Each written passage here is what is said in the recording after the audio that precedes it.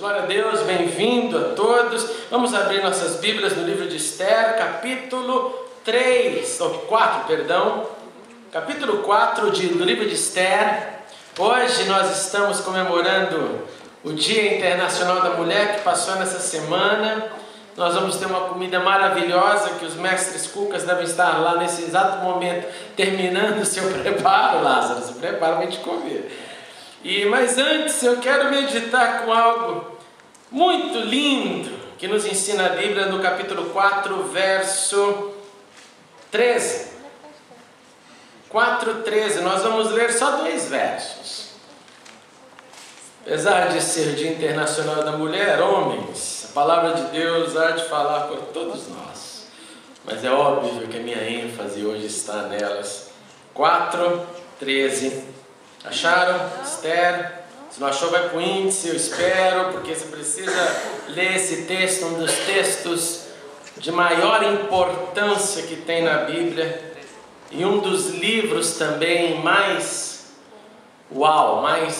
complicados e abençoados que nós temos na Bíblia. Esther 4:13 diz assim: mandou dizer-lhe, não pense que pelo fato de estar no palácio do rei, você será a única entre os judeus que escapará.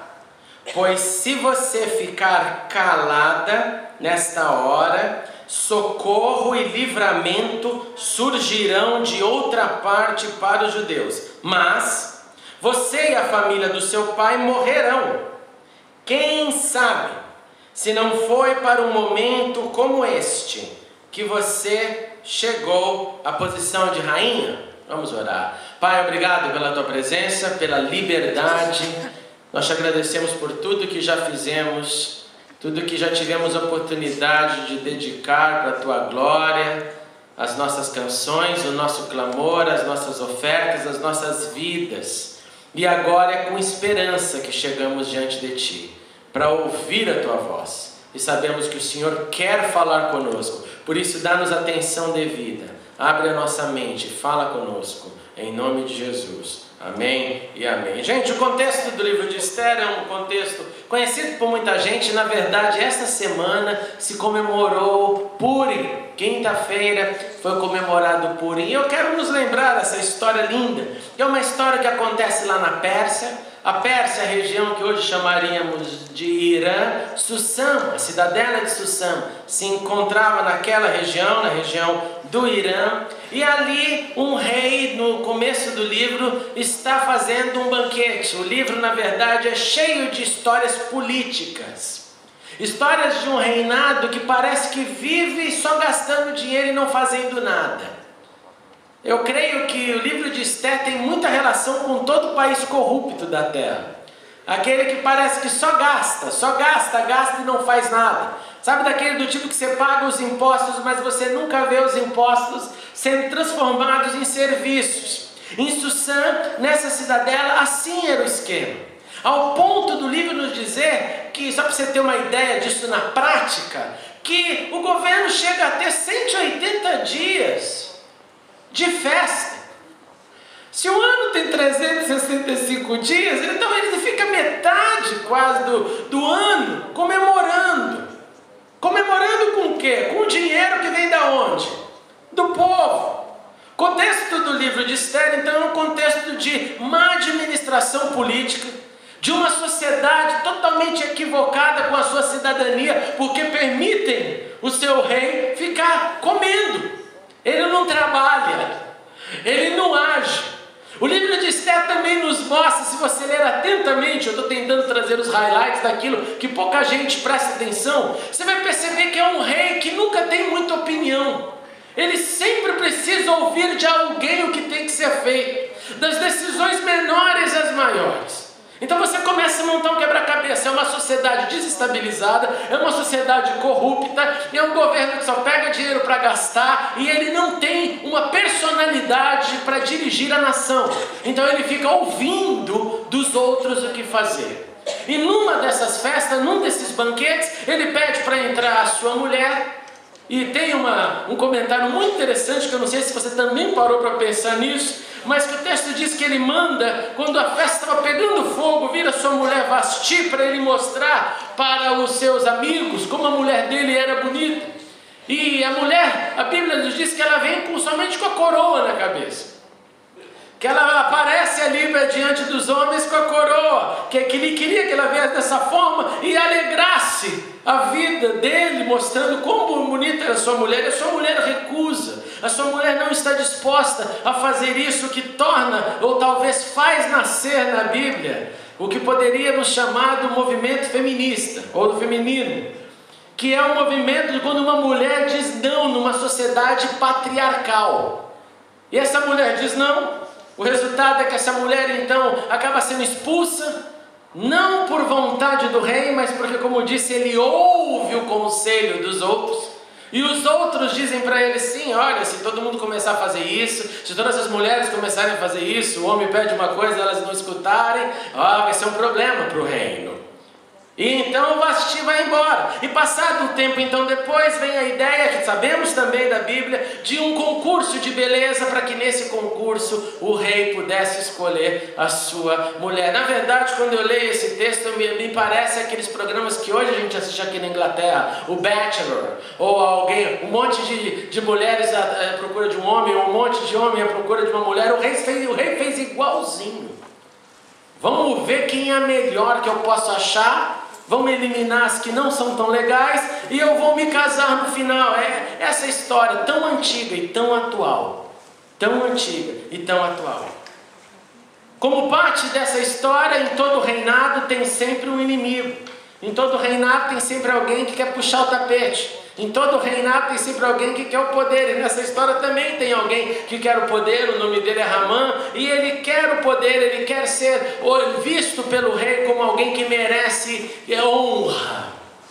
E Ramã aqui tem um inimigo do bem. O seu inimigo do bem é Mardoqueu ou Mordecai. E Mordecai era um judeu. E Ramã quer fazer tudo o que ele puder para abafar esse judeu. Ao ponto que chega um momento da sua loucura, ele decide então criar um plano de matança para todos os judeus. Tamanha era a sua raiva e ódio. Gente, imagine isso, para a gente entender esse texto. Você tem que encarnar um pouquinho. Imagine assim, você mora em algum estado do Brasil, você mora lá no sul do Brasil, no Rio Grande do Sul. E aí você entra, vai trabalhar no Planalto, vai trabalhar no governo federal e você fica amicíssimo da presidente. Aí você fala para ele: olha, o negócio é o seguinte, tem que acabar com todo mundo do Brasil, deixa só o pessoal do Rio Grande do Sul. Vamos exterminar com todo mundo. Por quê? Porque não é bom. Vamos exterminar, e eu faço disso um business, inclusive, para gerar dinheiro para a coroa. Na Bíblia é isso que acontece. Esse homem, esse Ramã, esse inimigo fala: vamos exterminar os judeus, a gente faz dinheiro com isso e fica todo mundo feliz. Entretanto, o rei tinha na sua casa, como sabemos, como fruto da escolha daquele concurso, uma judia. Uma mulher que escondia sua identidade, que não falou para o rei da onde que ela vem, de como que ela vem, de qual era o background dela. E ela então se mantém ali sem manifestar o seu eu. Quando ela ouve então tem noção desse plano maquiavélico, a cabeça dela também fica em risco. E aí entra essa figura que era um parente dela, exatamente no texto que lemos, dizendo o seguinte: Esther querida, você já não é mais da plebe. Você já não é mais parte do povão. Você está na família real. Você é a esposa do rei. Mas o edito do rei diz que todo judeu vai ser morto. O que significa que, como naquela época o edito do rei não poderia ser revogado, que a sua cabeça está em jogo. De modo que ou você toma alguma ação, ou, número 1, se você não agir, alguém vai agir, porque Deus cuida dos seus. Número 2, sua cabeça está em risco, minha filha. E aí começa essa manifestação linda desse parente dele, dizendo para ela: Porventura, não foi para esse momento que você foi colocada como rainha. Esther, será que tudo não aconteceu na tua vida, na tua história, na tua trajetória, nos seus dramas, para que você chegasse aí do lado do monarca maior de Suzã, para que você tivesse uma função que trouxesse uma mudança na história, e não somente uma mudança da sua singularidade, da sua vida, no que diz respeito a você se deu bem, o resto eu não quero nem saber, porque eu me dei bem, eu, Esther, estou feliz, fui a mais bonita, o rei gostou de mim, eu não quero nem saber do resto. Não, Esther, será que não existe um plano maior para a sua vida, pelo lugar que você está? Faz um pause, e eu quero que você compartilhe com a pessoa que está do seu lado. Você já se sentiu assim alguma vez na sua vida? Que você está num lugar que deveria estar por um propósito maior? Que você está ou já passou por algum lugar por algum propósito maior? Compartilha isso em um minutinho com a pessoa do lado. Se você já sentiu que esteve ou talvez está em algum lugar por um propósito maior, e se a resposta é positiva, fale qual o propósito. Ok? Vai lá, rapidinho. Compartilha. Não perca esse momento. Faz tua cabeça funcionar, para você não ficar passivo aí. Vamos lá.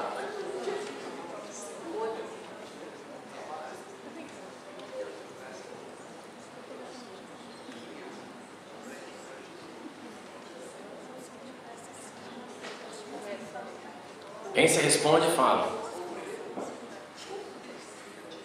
Pode ser hoje, pode ser do passado.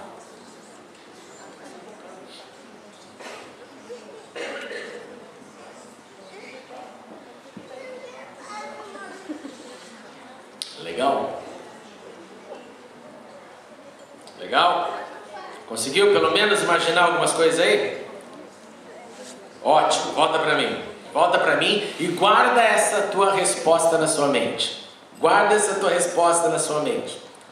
O fato é que sim, Esther toma uma medida, ela decide falar com o rei, ela decide dizer para ele que essa situação não era certa, ela se prepara, ela faz alguns banquetes, ela arrisca a sua cabeça, porque ela entende que talvez por esse momento que ela foi colocada como rainha, para promover algo que todos nós devemos promover na vida. E aqui eu quero literalmente apontar para vocês, queridas mulheres. O primeiro ponto que Esther tenta agir era para promover salvação. Era para salvar o povo. Era para tirar o povo dessa sentença de morte. A sua ação traria salvação, mas a sua tentativa de salvação envolvia já ela colocar a sua cabeça em risco, mesmo antes do plano ser executado. Porque se você lembra do texto, você vai lembrar que ninguém poderia chegar na presença desse monarca se não fosse chamado por ele, nem mesmo a esposa. Imagina se fosse assim nos dias de hoje. Sua esposa só pode entrar nos seus aposentos se você chamar. Seria uma coisa interessante, né? Muito triste. Para alguns muito felizes, mas para a maioria da raça normal, muito triste. E aí ela então tem esse primeiro risco. Para eu salvar, eu tenho que colocar minha cabeça em jogo. Para eu salvar, eu tenho que olhar não para mim, mas para os outros. E esse amor para os outros, dos outros, pelos outros, e por mim também, porque eu sou judia, me fazer colocar minha vida em risco. Esther então dá um primeiro ato para promover salvação. E aqui eu já quero jogar na nossa prática. Mulheres, como que vocês promovem salvação? Como que uma mulher pode promover salvação? Como que uma mulher pode gerar salvação onde quer que ela esteja, seja ela solteira ou casada? Como que a sua trajetória, o seu andar, o seu testemunho, os riscos inclusive que você passa, que você enfrenta, pode gerar ou tem gerado salvação? Como nós podemos gerar salvação para os nossos filhos? Mães, como vocês vão gerar ou têm gerado pensou que um dia, quem aqui tem filho pequeno como eu, sabe, e quem já cresceu sabe também disso, que na hora da dificuldade o primeiro nome que a gente chama é mãe. Quando a gente começa ali na infância, é mãe. É mãe. Esse negócio parece que nunca sai do nosso coração. Em alguns raros casos é o pai, mas a maioria é a mãe. É a mãe que esteve ali, é a mãe que veio na nossa cabeça, na nossa ideia, principalmente para a gente que tem uma cultura extremamente feminina. Mães, como que vocês têm transmitido salvação? Tem risco nisso? Tem dificuldades nisso? Tem uma trajetória difícil? Tem. Tem uma forma de fazer? Tem. Tem uma necessidade para fazer? Tem, porque se nós não cuidarmos das nossas crianças, quem vai cuidar das nossas crianças?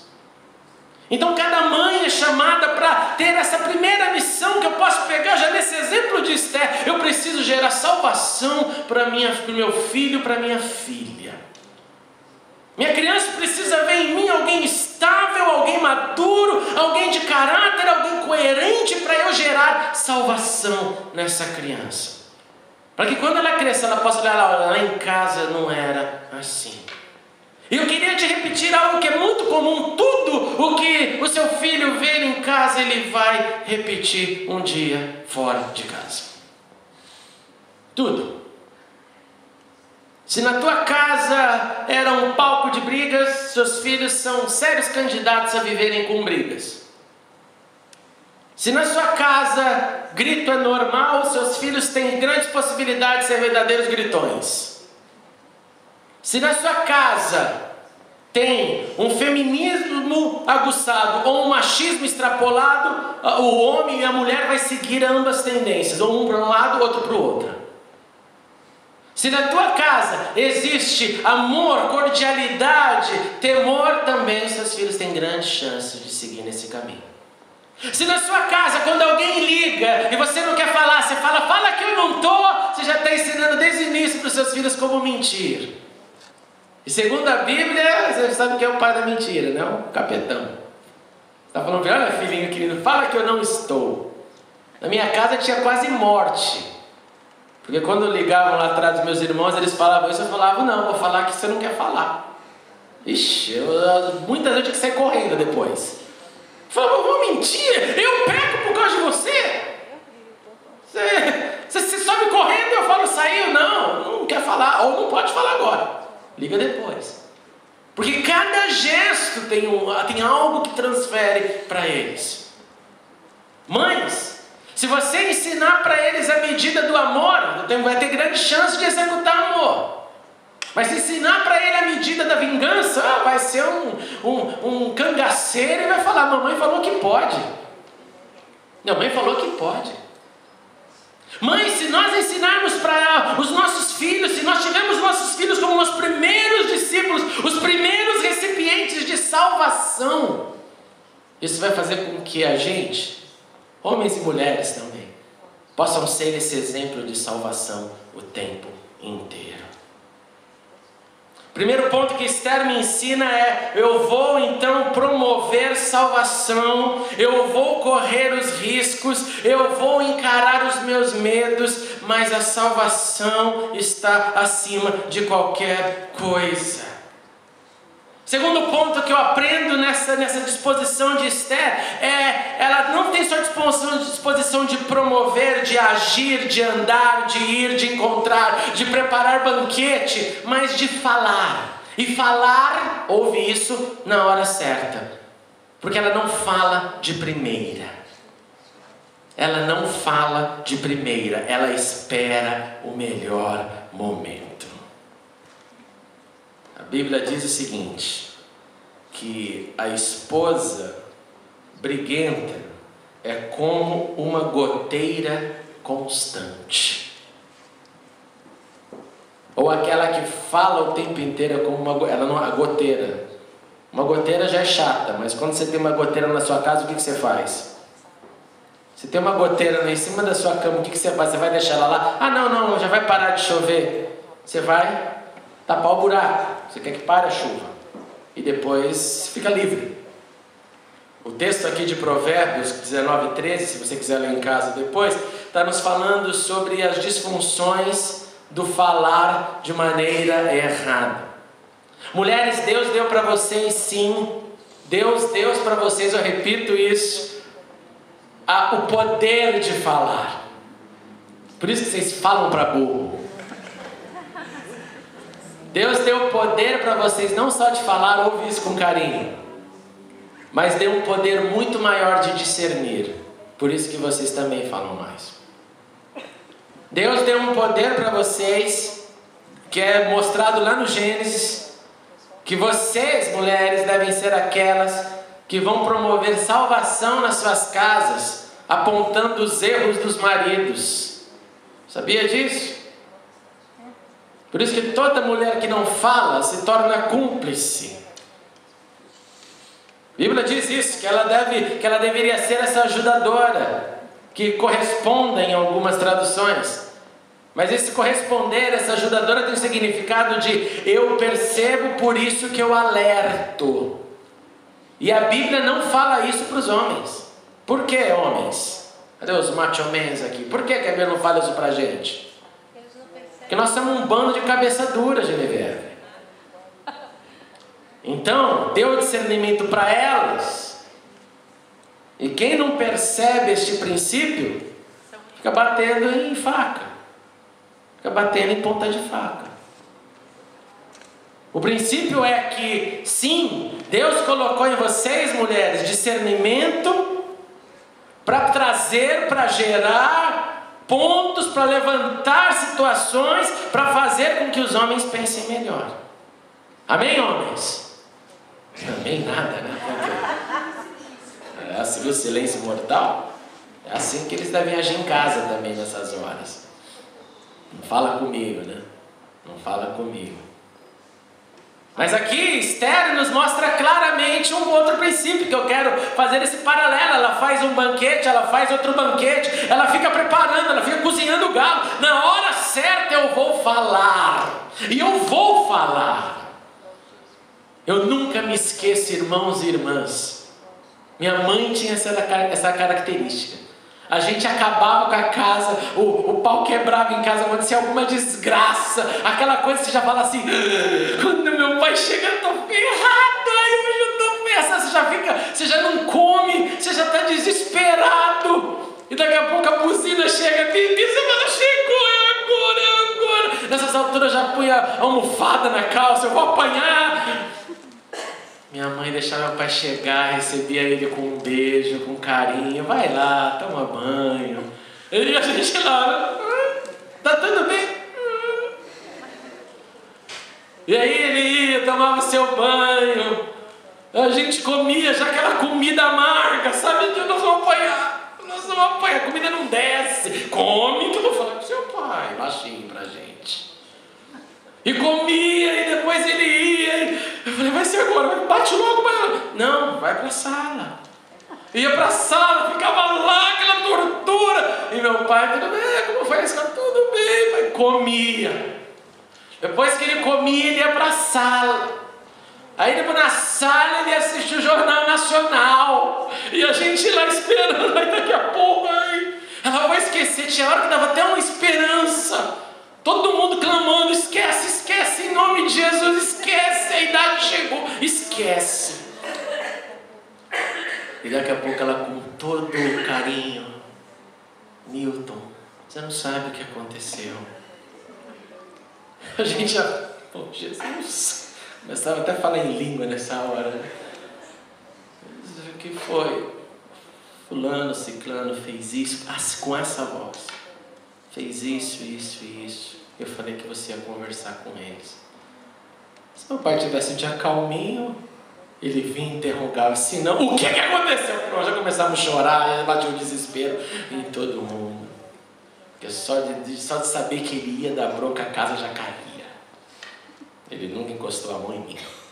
Mas só a fala dele acabava com a gente. Por causa do respeito que a gente tinha. Mas eu nunca me esqueço disso. Desse processo. Tinha um banquete, tinha o banho, tinha TV, tinha a hora, tinha a maciada. e tinha correção. E tinha a correção. Mulheres, desenvolvam isso sim, pensem, aprendam. Na linguagem da psicologia, eles diriam da seguinte forma para você, mulher, eu vou te revelar aqui para você aprender também mais um truque. O truque é, faça ele achar que ele está mandando, mas a ideia é toda sua, não se preocupe.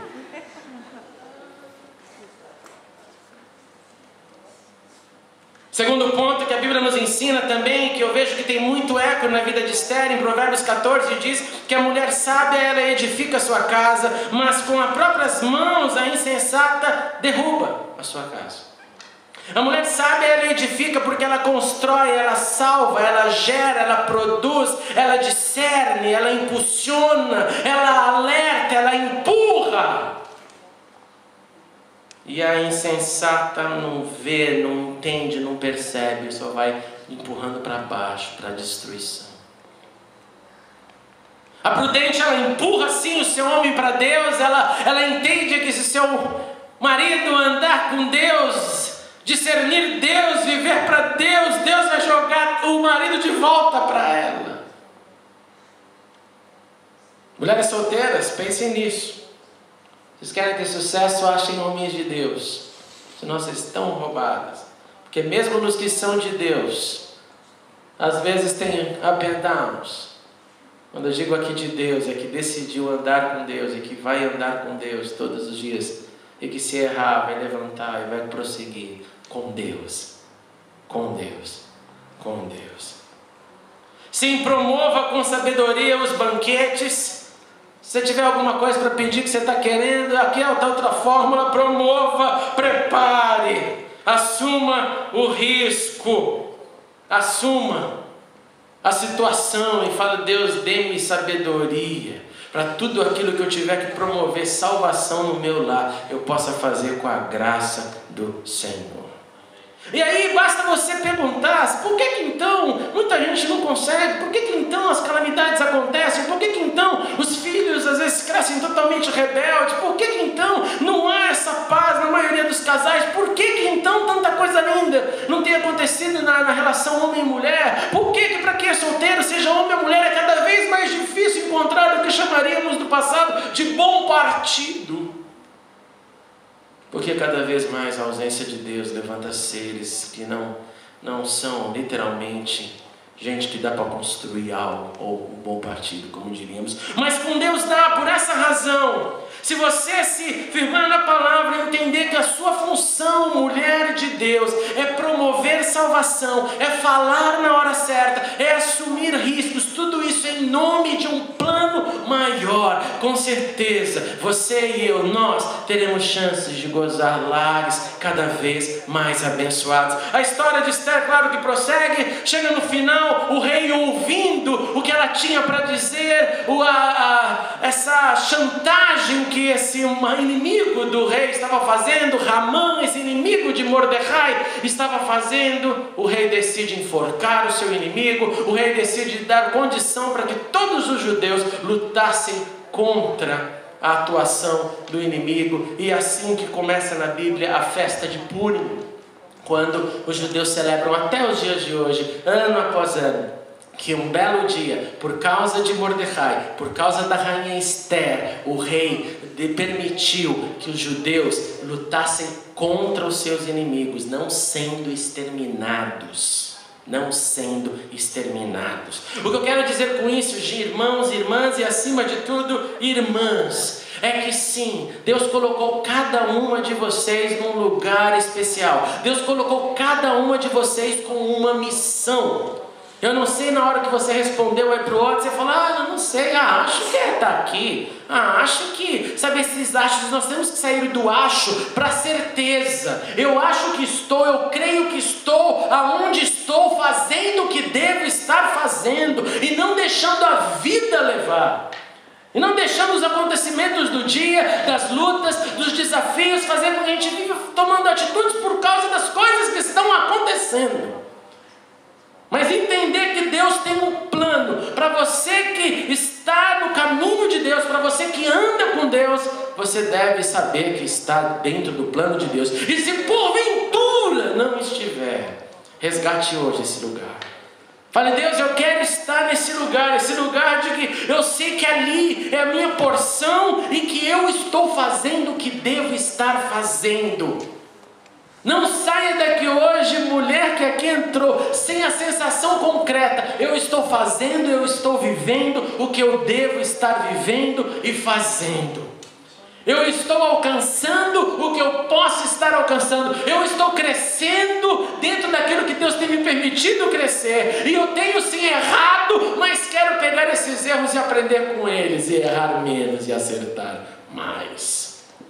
Esther nos mostra que a fragilidade humana não pode ficar na frente na hora dos riscos. Que a fragilidade humana de alguém que tem medo poderia simplesmente justificar: não, vai ser difícil demais tentar isso, não vou tentar. Não, pelo contrário, o livro de Esther nos mostra que a ação humana é a maior manifestação de Deus, quando essa ação humana é em prol da salvação. E para terminar, eu concluo te dizendo que você não vai achar no livro de Esther o nome Deus. O livro de Esther não menciona Deus. O livro de Esther não menciona oração. O livro de Esther não menciona sacrifício. O livro de Esther não menciona adoração. A única ação de espiritualidade que o livro de Esther menciona é jejum. O único. E fala de jejum sem oração, porque oração não tem. Ao ponto que muitos críticos na história da igreja quiseram tirar o livro de Esther da Bíblia. Inclusive, o grande pai da reforma, Lutero. O que eu quero dizer para vocês, irmãos, aqui do livro onde não aparece Deus, onde não aparece oração, sacrifício, nem adoração, nem linguagem crentez, é o livro que aparece uma mulher agindo. E na ação dessa mulher houve salvação para um povo. Mulheres que estão aqui, Deus pode te usar para salvar tua casa, tua família, teu lar, teu marido cabeça de ovo, teu marido bonzinho para ficar melhor, teus filhos, tuas heranças, teus celeiros, tuas finanças, seus sonhos, seus projetos, seus desejos. Basta você ter certeza que está onde deve estar e agir. Agir e agir. Vamos ficar de pé e orar. Bendito seja o Senhor. Pai, muito obrigado pela Tua palavra, que é verdade, e muito obrigado pela singularidade deste livro, que, como disse, não traz o Teu nome, mas traz o Teu DNA, que é o DNA da ação, de agir quando tem que agir, de fazer quando tem que fazer, de promover quando deve promover, de falar quando deve falar, e fazer tudo isso da melhor forma possível. Isso tudo é manifestação do que o Senhor é. E Esther nos mostra isso, Senhor. Nos mostra que mesmo colocando a sua cabeça em risco, ela decidiu promover salvação. Ela decidiu entender e encarnar que ela estava ali com uma missão. Por esta razão eu te peço nesta noite, por todas as nossas mulheres que aqui estão, eu te peço que o Senhor coloque bem firmado, bem fixo no coração de cada uma delas, que o Senhor deu também a missão para elas de gerarem salvação. Salvação nas suas casas, salvação nos seus lares, salvação nos seus casamentos, salvação para os seus filhos. Que todas as mulheres que aqui estão hoje, Senhor, possam ver toda a dignidade e a beleza que está na mulher que é uma coluna da sua casa, da mulher que é cheia do discernimento de Deus, que discerne, na maioria das vezes, muito antes de nós homens, que discerne coisas que às vezes é mais difícil para nós vermos. E por isso, que o Senhor faz esta parceria entre homem e mulher, para que nos tornássemos uma só carne, para que assim pudéssemos perpetuar o amor. Por isso tudo, Senhor, eu te suplico em nome de Jesus, coloca hoje em cada coração de cada mulher aqui todo o valor que vem do Senhor, os dons que vêm do Senhor e a missão que vem do Senhor para cada mulher, seja esta casada ou solteira. Eu te suplico, Senhor, que as casadas, sim, como já disse, edifique, construa, salve, faça, Senhor, com que o seu lar seja o resplandecer da glória de Deus.